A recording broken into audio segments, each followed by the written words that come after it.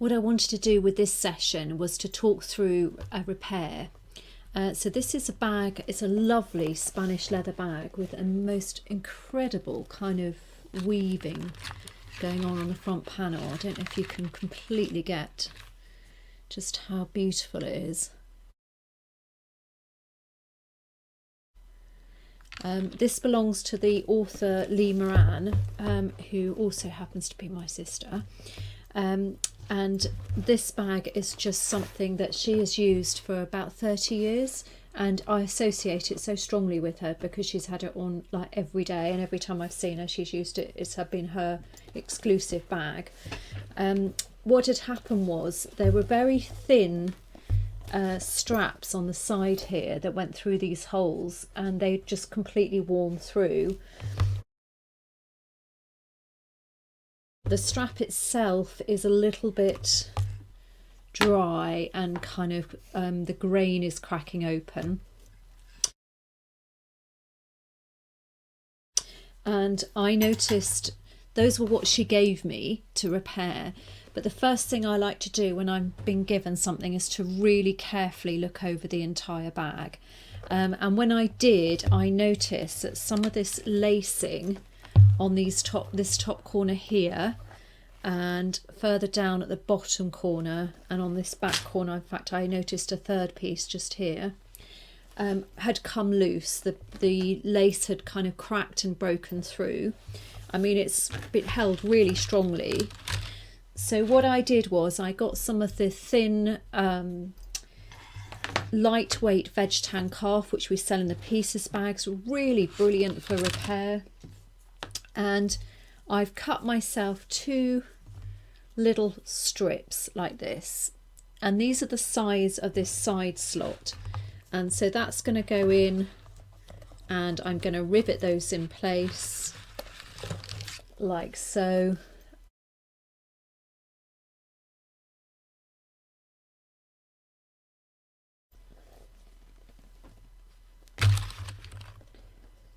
That down, and that will give me my attachment there. I'll put put it around this bag keeper. So that's going to be the repair for the side. And then for the lace, I've made just cutting some really thin pieces out from that same leather, and I've dyed it to match as much as I can. So for this I did some experiments, and I ended up using the antique gel in medium brown and the Bourneville brown dye just on top to give it that kind of aged patina. It's got kind of quite an amazing sort of patina look. I have actually put the same kind of antique brown gel on this and just burnished it up where it had needed a little bit of attention, a little bit of nourishment, and then I finished it all off with Canuba cream.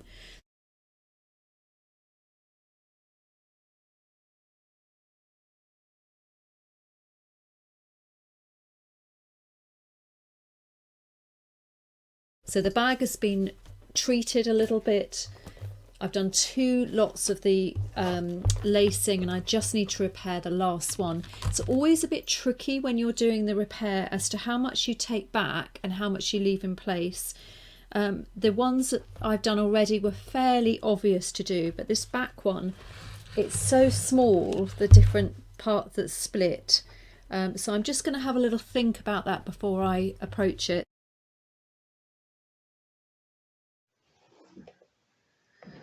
So this is the lacing repair. I've made a little bit of lace out of the veg tan, and I've shaved it off towards the end here and put it into the lacing needle so that it's firmly attached. Now this is the awkward bit. I'm going to have to reach my hands inside the bag here, because what I tend to do when I'm doing this is to leave a tail inside the bag. Now I want to come out through this hole here, so I'm just going to find it with my fingers. Next one there, and I'm just going to wiggle it through, taking it very carefully because I don't want to pull anything unnecessarily. And I'm just going to find the top part, pulling it right through until I can feel I've left about 2 centimeters inside the bag. And then I'm going to take that round. Now this leather that I've dyed here is coming out a bit lighter, so what I'm going to do is over dye it a bit to darken it when it's in, because it's gone really quite dark through. Now this, thought this might happen. Sometimes you don't, it's a bit tricky to get them into the needle, so the needle, I'm going to press that down a bit. It has two little prongs and you split it open like so, press the leather in and then you squeeze that together. Oops, it'd probably help if I had my glasses on. And so you squeeze this bit together here and that should fix it onto the prong.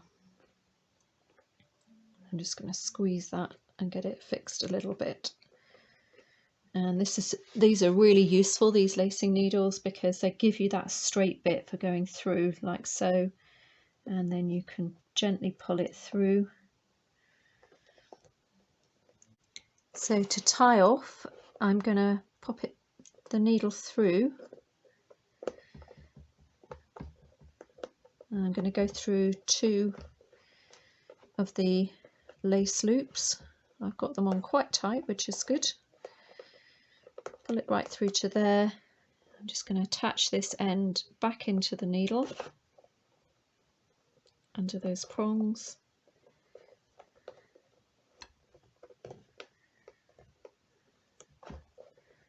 Squeeze that down again, and I'm going to pull that little tail just through there and work it through. Okay, so that end is now hidden inside underneath there. I'm just going to make sure nothing's moving around. Now I'm happy with that. So that's given me, it's going to move that slightly around the corner to make it look more even. And then I'm going to retouch those up to cover them to match more into here with the Bourneville brown. But that's looking good on that corner, and that's holding everything else intact. So if I go to look in the inside now and see whether that tail that I started off with is showing, you can see the one I did from here earlier. So now I'm going to just snip that one off, and I think the bottom one is down there. I'll snip that a little bit closer in as well.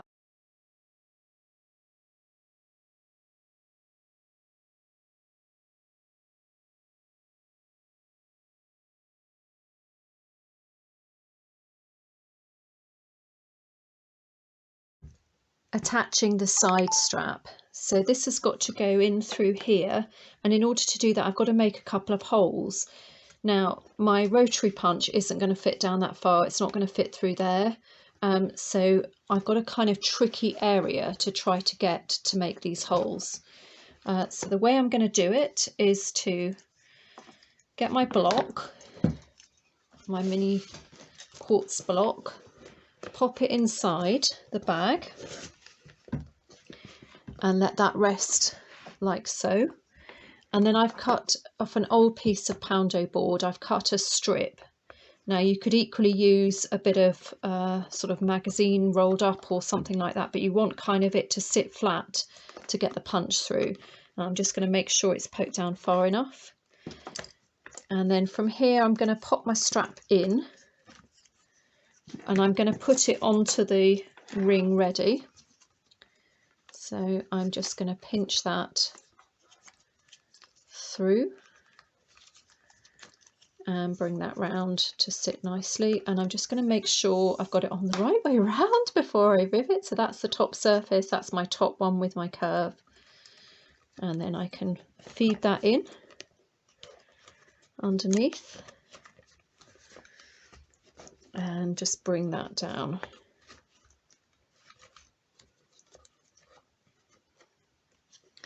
And the reason I'm doing this just now is just to mark up where I want the holes to go. I've already punched them in through the straps so that they're neat on the straps. And let's just get that sitting right. Okay, so from now I can actually punch those holes in, but first I'm just going to literally mark them. so that I can see. I'm going to see how that's lying.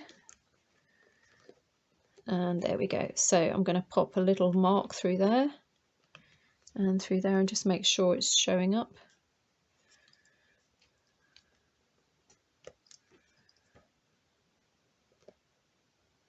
Okay, so those are going to be my 2 holes, and I'm going to pull that out now so that I don't stamp through that, and then I can use that to punch my holes out. So just making sure that the poundo board hasn't slipped, I'm just going to hit those and get those 2 holes punched in. Pop my rivets through on the tab, on the back of the tab, so that's with the straight edge, that's how I know which is the back and straight. So I push those rivets through. I've put the caps on just temporary, just to clip it in place there. And then I've now got my strap to attach. Again, checking that you've got grain to grain, right way round. Just pleat it up so that it goes through the ring. Let's get this key ring a little bit out of the way. And then I can unclip these